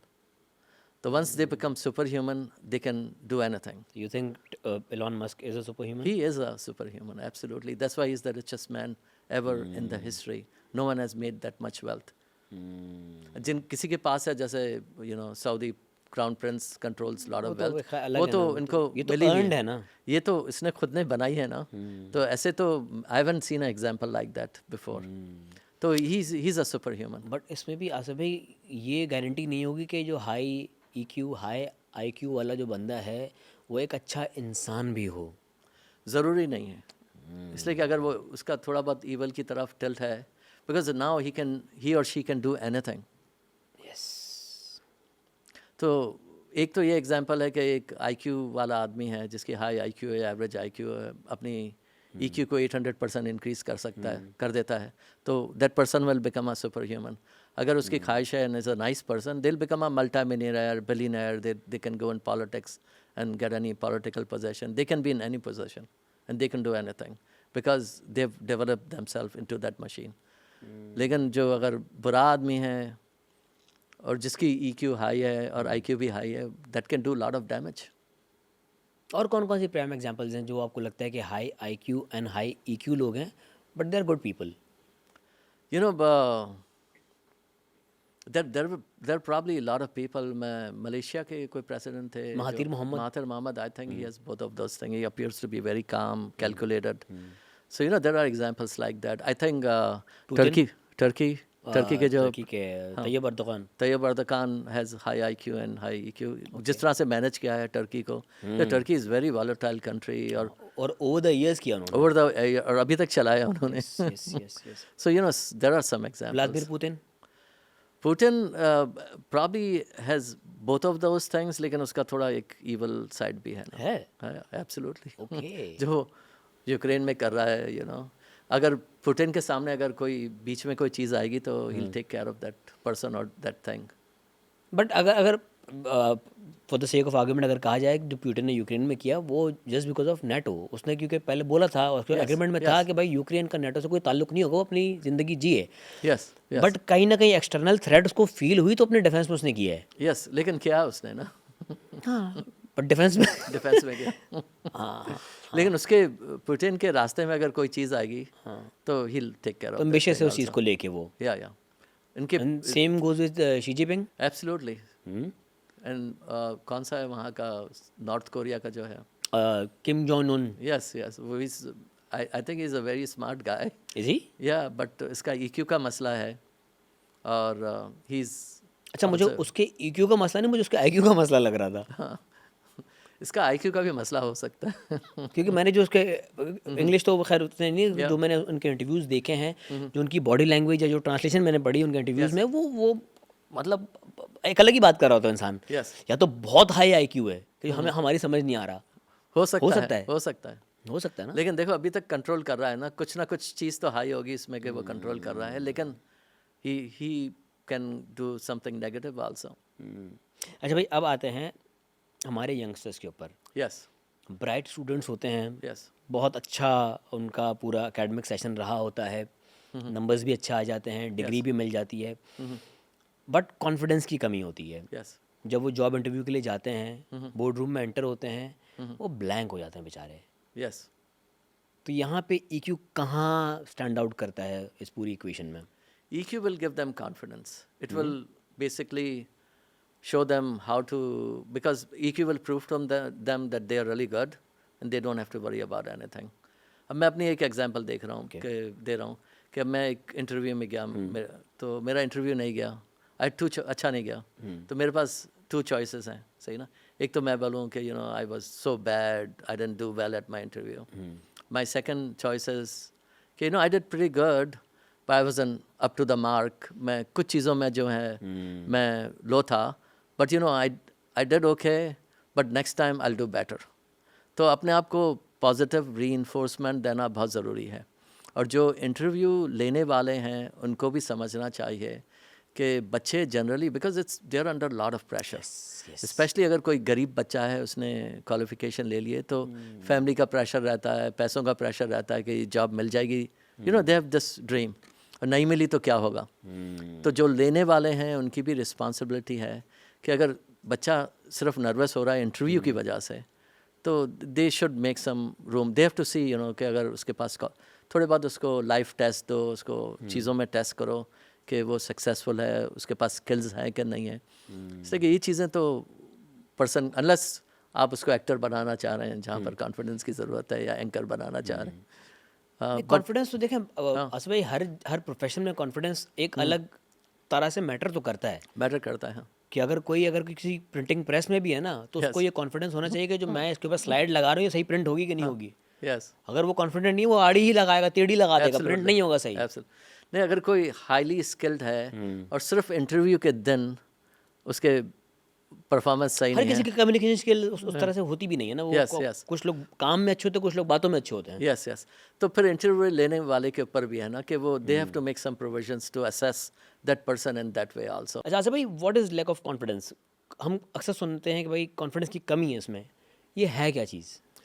तो बेसिकली जो बच्चे अपने आप को, ये मैं बच्चों में बात कर रहा हूँ, स्टूडेंट्स अपने आप को समझते हैं कि मेरे में ये इट्स लाइक इन्फीरियरिटी कॉम्प्लेक्स होता है, लाइक अपने आप को कमतर समझते हैं, एहसास कमतरी समझते हैं। हालांकि वो इनमें कोई चीज़ की कमी नहीं होती, लेकिन due to how they are raise, अगर एक बहुत गरीब फैमिली में वो रेज होते हैं, इनके पास वो अपॉर्चुनिटीज़ नहीं है, तो ये अपने आप को इतना स्ट्रांग देखते नहीं हैं once they go in the professional field. तो एक इन्फीरियरिटी कॉम्प्लेक्स होता है, तो इनको ये अपने आप पे काम करना होगा। They have to get rid of that inferiority complex, अपने आप को कुछ समझना होगा। But on the contrary Asif भाई, हमने ये देखा है कि गरीब का बच्चा ज़्यादा कामयाब होता है दुनिया में बनिस्बत एक अमीर के बच्चे के।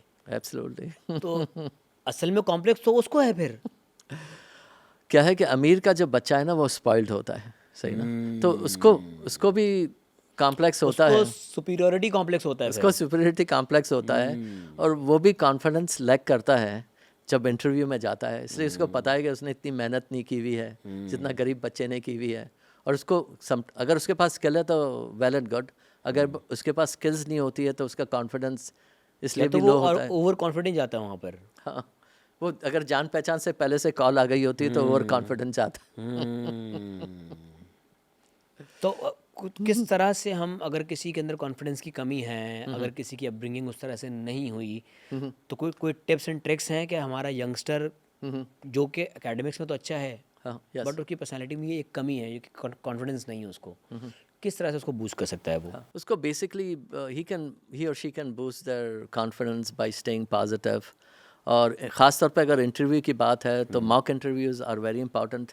अब तो ये एआई वगैरह में भी होते होंगे मेरे ख्याल से, वो कंप्यूटर आपको इंटरव्यू करता होगा, but you know with your friends who are in profession, mock interviews करें, प्रैक्टिस करें। I have help lot of people with mock interviews कि यू नो किस तरह के क्वेश्चंस आते हैं, तो आई आस्क दोज क्वेश्चंस और सामने वाला रिस्पॉन्ड करता है। तो डू दोज थिंग्स, प्रैक्टिस करें। अगर आपको कोई मिल नहीं रहा है, मिरर्स के सामने प्रैक्टिस करें। मिरर वाली बात में कह रहे हैं क्योंकि अक्सर लोगों में ना एक कहीं ना कहीं एक झिझक, शर्म होती है। यस। तो अगर उनसे कहें ना कि आप यार मिरर के सामने प्रैक्टिस करो, तो अपने आप से शर्म, यार मिरर के सामने मैं कैसे करूंगा, अपने आप से शर्मा रहे होते हैं बेचारे। Yes, yes. उनकी पर्सनालिटी में वो एक फैक्टर होता है शाइनेस वाला। यस, अब यस। शाइनेस कैसे काउंटर करे बंदा अगर है किसी में? हाँ, नहीं, शाइनेस ये अगर है तो आपको प्रैक्टिस करना होगा मिरर के सामने। या दूसरी, लिंकन जो था, he used to go in the woods, जंगलों में। Lincoln was a very powerful speaker. जैसे आजकल ममदानी का आपने नाम सुना होगा, he is I am indirectly connected to him. Oh nice. तो और फिर Obama was a very powerful speaker. Bhutto साहब एक ज़माने में साहब, बहुत yes. ज़बरदस्त पावरफुल स्पीकर थे। और इस तरह लेकिन ये चीज़ें, हिटलर की स्पीचेस आप सुने? हाँ, तो ये प्रैक्टिस से होती है ये चीज़ें एकदम से। कुछ लोगों की तो इनेट होती हैं, लेकिन if you practice you will become a powerful speaker. तो लिंकन तो जंगलों में जो चले जाता था, अपने आप से बातें करता था, इस तरह से he become a powerful speaker. तो बच्चे भी ये चीज़ कर सकते हैं, but you have to, mirror के सामने तो आपको जाना होगा, थोड़ा बहुत तो शर्म को साइड पे रखना होगा। अगर आप कोशिश नहीं करेंगे तो आपको कोई ऐसा हाथ में नहीं दे देगा कॉन्फिडेंस, आपको हासिल करना होगा और उसके लिए आपको टेक्निक्स यूज़ करनी पड़ेंगी। और एक टेक्निक जो हम है, हमारी फील्ड अब ऐसी हो गई कि अब हर कोई एक्टर भी है, व्लॉगर भी है, मॉडल भी है अपनी अपनी दुनिया में। यस, खुद कलामी बहुत मैटर करती है, अपने आप से बात करना।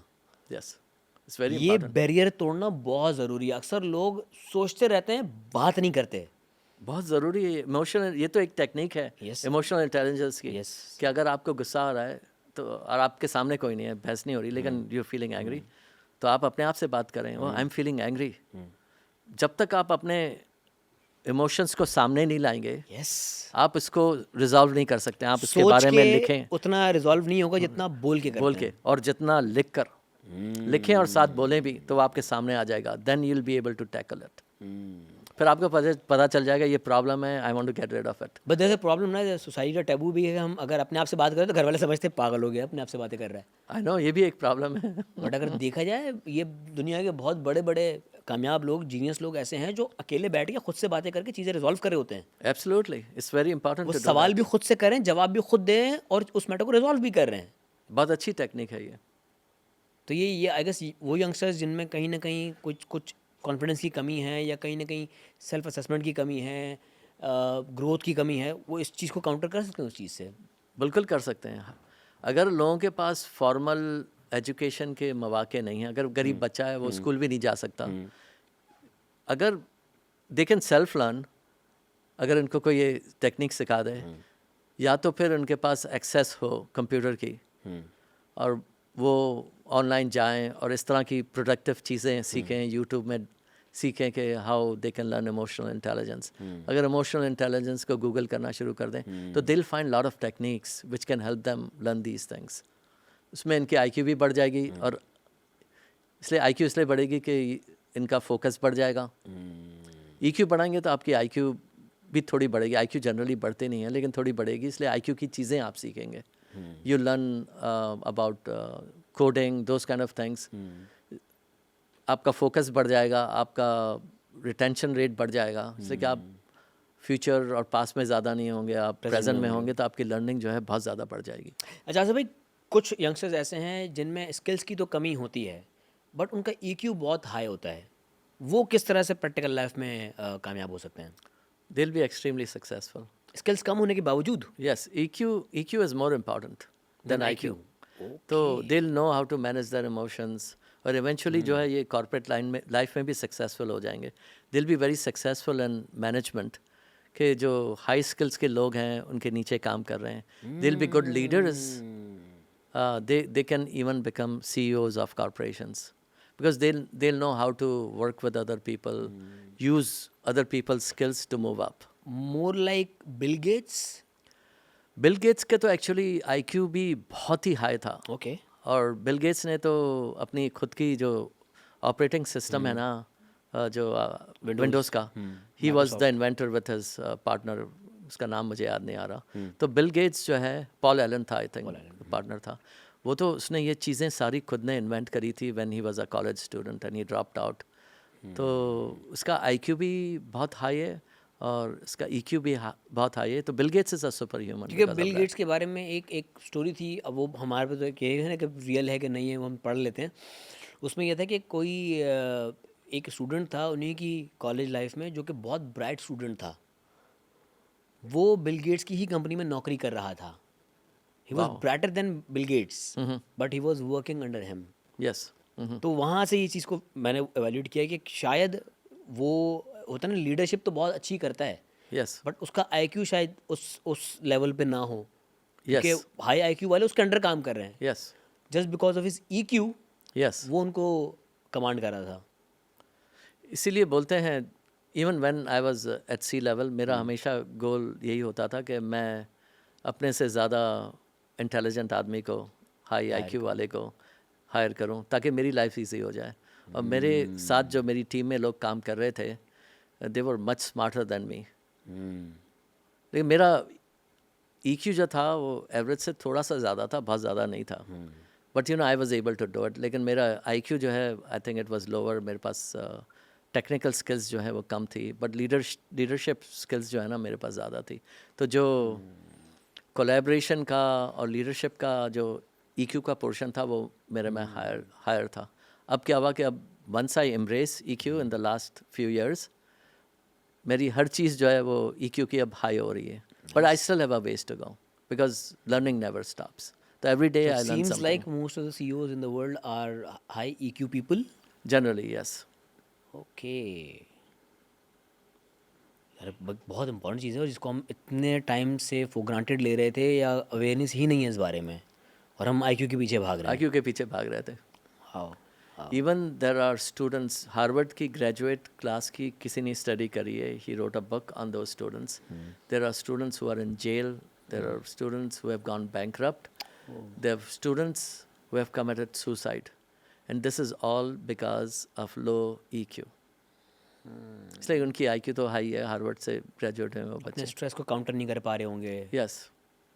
या सही डिसीजन नहीं ले रहे होंगे, इमोशनल डिसीजन ले रहे होंगे बिजनेस में, रिस्क को अवॉइड नहीं कर रहे होंगे. EQ में ये सारी चीज़ें हैं कि आप अपने रिस्क को मिनिमाइज़ करें. आप सोचे समझे कोई डिसीजन लेना है इन्वेस्टमेंट का या किसी के साथ पार्टनरशिप करनी है, वो आप सोच समझ के करें. Even when you are making friends, या आप किसी से शादी कर रहे हैं, हर चीज़ को आप ड्यू डिलिजेंस करें, सोचें, एवेल्यूएट करें चीज़ों को. इवेल्युएट करें. आपके existing friends, are they good for you, और are they spoiling you, are putting you in bad habits. इस पूरी कॉन्वर्जेशन में मैंने आपसे पता है जो चीज़ सीखी है, अगर एक सेंटेंस में इसको बयान करूँ तो never surrender in front of your emotions. Yes, absolutely. अपने इमोशंस के सामने सरेंडर नहीं करना है. आप उनको उनको एवेल्यूएट करना है, उनको काउंटर करना है, उनको मैनेज करना है. मैनेज करना है. हाँ, आप अपने इमोशंस, या तो आपके इमोशंस आपको मैनेज करेंगे, या आप रिएक्ट कर रहे होंगे, तो इसका मतलब आपके इमोशंस आपको मैनेज कर रहे हैं. यस. लेकिन अगर आप जो है सोच समझ के बोल रहे होंगे या सोच समझ के कर रहे होंगे जो कुछ, तो आप जो है अपने इमोशंस को मैनेज कर रहे हैं. तो emotions is the main thing. ज़िंदगी में जज्बाती नहीं होना. जज्बाती नहीं होना. Very good. अच्छा भाई, हम एक जज्बाती कौम हैं, और पाकिस्तान इंडिया का मैच आने वाला है वर्ल्ड कप में. मैं चाहूँगा कि इस बार हम वर्ल्ड कप में खुश हों और हमारे पाकिस्तानी प्लेयर्स अच्छा परफॉर्म करें. But in high pressure matches हमारे प्लेयर्स शॉर्ट कमिंग्स हो जाती हैं, नर्वस हो जाते हैं, जहाँ जीतते जीतते हम मैचेस दे देते हैं. कुछ टिप्स कोई ऐसे, क्योंकि ऑब्वियसली हम वो लॉन्ग टर्म प्लानिंग वाला तो सीन नहीं है, बट हमारे प्लेयर्स के लिए कोई कुछ ऐसी टिप्स कि वो जब ऑन फील्ड हों इतने बड़े ऑडियंस के सामने एक हाई प्रेशर गेम हो तो किस तरह से अपने नर्व्स को कंट्रोल कर सकता है एक एथलीट, एक प्लेयर पाकिस्तानी टीम का जो पाकिस्तान को रिप्रेजेंट कर रहा है? आई नो वन थिंग कि जनरली प्लेयर्स जो है ना उनकी हाई आईक्यू होती है. One technique they can use is deep breathing. This is like meditation. Generally हम लोग जब अंडर प्रेशर आते हैं ना तो हमारी ब्रीदिंग बहुत शैलो हो जाती है. जब हमारी ब्रीदिंग शैलो हो जाती है तो हम अपने नफ्सियात पे कंट्रोल नहीं कर सकते. हम आउट ऑफ कंट्रोल हो जाते हैं या नर्वस हो जाते हैं. तो स्टार्ट कीप, जब ऐसी कंडीशन हो और मैच हो, आप खेलने भी जा रहे हो, आपके हाथ में बैट हो, तो when you are walking towards the turf, start deep breathing. Inhale करें, keep it in for 5 seconds, फिर एक्सेल कर दें पूरा. You do it 2 or 3 or 4 times, your confidence will boost up okay. and you'll be in control. आप कोई भी situation में हो, आप एक जनरल सिचुएशन में, आप सुबह उठते भी हैं तो start doing it. It's like meditation. Okay. और ये जो मॉन्क्स हैं, हम लोग we don't follow monks, but you know I am just giving you an example. ये बुद्धिस्ट हो गए, मॉन्क्स हो गए, ये लोग बच्चों को 5 से 6 साल की उम्र में they teach them these breathing techniques. They are so important. हम लोग को अभी इनके बारे में पता चल रहा है. तो सिर्फ ब्रीदिंग करने से ही उनका जो प्रेशर है या जो नर्वसनेस उनकी है वो ख़त्म हो सकती है? ख़त्म हो सकती है. और once you are breathing, focus on your breathing also. कि सांस अंदर जा रही है, ये फोकस, तो आपका जो है, जो माइंड जो है ना दूसरी चीज़ से हट कर आपके ब्रीदिंग पे चले जाएगा. सिर्फ आप ये करना शुरू कर दें दिन में 2-3 मरतबा, 3-3 दफ़ा आप करें breathing. It will take you like 2 minutes to do it या 1 minute to do Asif it. भाई, एक बैट्समैन पिच पे खड़ा हुआ है, 40,000 50,000 का क्राउड, उसके कानों में आवाज़ उसका आ रही है, कोई रन चाहिए, 40 बॉलें हैं 10. या ब्रीदिंग तो कर लेगा वो, नर्व्स को कंट्रोल भी कर लेगा, बट प्रेशर तो फिर भी है ना, वो कैसे काउंटर करेगा वो? नहीं, mentally he has to be strong. और जनरली ईक्यू होती है लोगों की बात हाई. जस्ट थिंक के nothing is bothering them and don't even worry about those people. Imagine those people as like statues, not even people. Focus is very important. Just focus on the game. उस moment में रहें हाँ, आप. उस moment में. जैसे मैं बोलता हूँ ना, अगर कोई स्पीच हो रही है तो don't hear it, listen it. तो आप, it's just between you and that bowler and the fielder and the ball. That should be your focus. And it should be a strong focus. आप audience की आप परवाही नहीं करें. And just focus on performing and hitting the ball. Breathing के अलावा कोई technique ऐसी? ये फोकस हो गया, is the main technique. And breathing is the main technique. आप वहाँ ज़रूरी नहीं है आप वहाँ ही कर रहे हैं ब्रीदिंग. आप पिच पे जाने से पहले थोड़ी बहुत ब्रीदिंग कर लें, लेकिन वो आपको ग्राउंड कर देगी, आपको एक कॉन्फिडेंस दे देगी, आपको एक प्रेजेंट में लेकर आ जाएगी. जब इधर उधर की सोच रहे होंगे उसको आपको आपका फोकस जो चेंज कर देगी breathing technique. And then keep that focus when you go on the pitch. अच्छा, मैंने एक अमेरिकन फुटबॉल जो जिसे हम रग्बी भी कहते हैं, यस, उनका एक बहुत लेजेंडरी प्लेयर था, मैं नाम भूल रहा हूँ उसका, तो मैंने हाई परफॉर्मिंग एथलीट्स के ऊपर एक डॉक्यूमेंट्री टाइप थी, उसको मैंने देखा था. तो उसने एक बड़ी अच्छी बात की थी, फोकस वाली बात. कह रहे जब भी हम मैच हारे होते थे या कभी हम होता ना आप अंडर परफॉर्म करे होते हैं, तो उसने अपनी टेक्निक बताई थी कि मैं कोई एक सर्टन डिस्टेंस पे कोई एक चीज़ पे आई लॉक करता था और कोई 30 सेकंड तक मैं अपने आप से कहता था कि I can do it, I can do it, I can do it. In my mind I was doing it. Yes, अपने आप को आप कन्विंस कर रहे होते हैं कि मैं ये कर सकता हूँ. और जब आप एक चीज़ पे एक सर्टन टाइम तक फोकस कर रहे होते हैं ना, तो आपका वाकई एक नॉर्मल आई फोकस जो होता है ना, वो एक सेलेक्टिव एरिया, जो आपका जो विजन, वो क्या कहते हैं उसको, विजन बॉक्स होता है आपका, यस, तो वहाँ पे लॉक हो जाता है वो. तो Yes. आपके आसपास कुछ भी हो रहा था, फिर आप उसको, वो आपकी फिक्र नहीं होती फिर. तो अगर ये टेक्निक भी इनको अप्लाई करनी चाहिए. This is a very good technique. इसलिए कि आप सोचेंगे, आप जब तक आप अपने आप के दिमाग में नहीं जीत रहे तो आप कहाँ से जीत सकते हैं? unless you dream it, it's not going to happen. Oh, yes. So you have to dream, you have to have a vision, and then you have to have a passion of that thing. तो आपका अगर vision है, आपकी ये dream है और आप इस पे फोकस हैं, तो वो चीज़ हो जाएगी. So coming back to football या क्रिकेट या सॉकर, अगर आपका फोकस है इस चीज़ पे, you gonna do it, you will do it, you learn how to do it. Unless you dream it, unless you don't, if you don't think about it, you won't be able to do it. अच्छा, ये चीज़ ना, ये अगर किसी एक player की body language में अगर मैंने ये चीज़ नोटिस किया ना, तो वो विराट कोहली है. Yes, वो बहुत डिटरमिन्ड होता है, बहुत फोकस होता है. highest high IQ and highest EQ. Virat Kohli? Yes, Virat Kohli had a very messed up. अच्छा, इसका चाइल्डहुड अच्छा नहीं था, उसका गुस्सा ज़्यादा आता था, बट ही चेंज्ड हिमसेल्फ. तो ये बोल रहे ना Disciplined कि हुआ। अगर लोग बोलते हैं कि अपने आप को चेंज नहीं, he changed himself. He is a super hero actually. He is like a super human now. Yes. Yes, he changed himself and he became a superhero. Virat की बैटिंग का तो मैं फ़ैन था ही था, लेकिन विराट की एक चीज़ ने ना मुझे इतना इंस्पायर किया कि ये बंदा गेम को कितना डीपली सोचता है। Yes. यो टेस्ट जो होता है फिजिकली बहुत एक मुश्किल टेस्ट है। तो उस टेस्ट के बारे में विराट ने उसमें सेशन में कहा था कि मेरा ना फील्ड में एक एक माइक्रो सेकंड काउंट करता है, क्योंकि जब एक कैच आ रहा होता है ना तो मेरा एक माइक्रो सेकंड भी आगे पीछे हुआ ना तो वो कैच निकल जाएगा और मैच निकल जाएगा। Absolutely. यार आप ये देखें कि वो बंदा चांस पे नहीं खेल रहा, वो एफर्ट पे खेल रहा है कि यार मैं एक माइक्रो सेकंड एक मिनी सेकंड की भी अगर मैं मिस्टेक करूंगा ना तो मैच निकल जाएगा।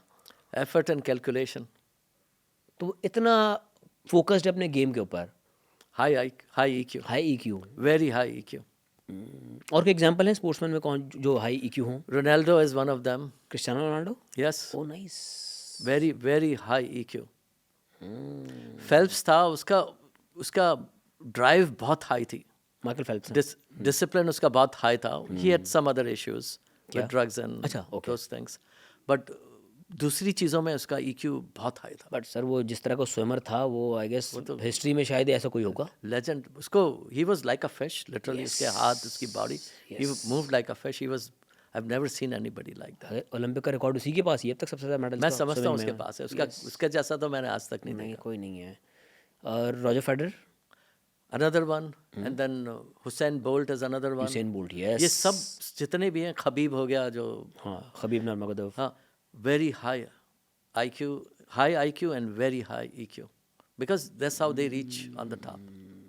Because I they have the drive, they have the discipline, they watch their diet, they practice. ये नहीं है कि सोशल मीडिया पे बैठे हुए 3-3, 4-4, 5-5 घंटे. They do the practice. Messi as well?